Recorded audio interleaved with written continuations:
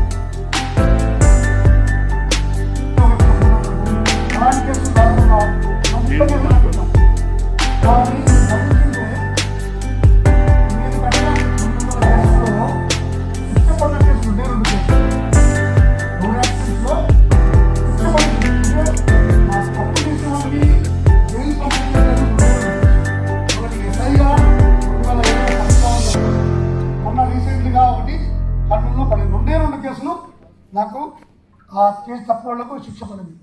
దాదాపు ఇంకా మీరు అర్థం వేసుకోండి, 99% కేసులు రోడ్ యాక్సిడెంట్స్లో వాళ్ళకు శిక్ష పడదు.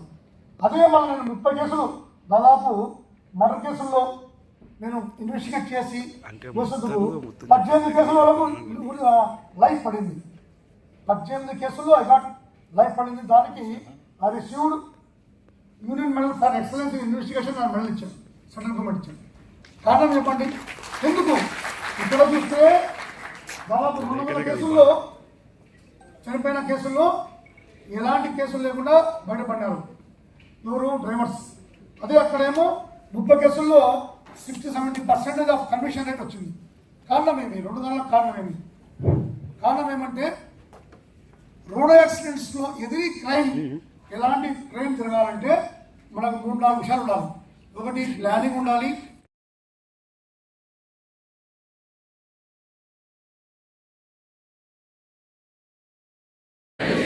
ఇతరులను చైతన్యపరుస్తూ వ్యవహరిస్తాము.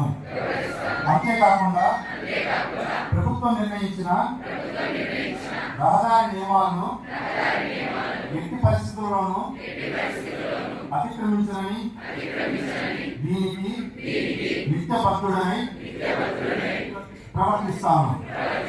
రహదారిపై ప్రయాణం చేసేటప్పుడు నా భద్రతతో పాటు ఇతరుల భద్రత కూడా నా భద్రతగా భావిస్తానని ఈ రోజున దైవ సాక్షిగా ప్రమాణం చేస్తున్నాను. జై హింద్.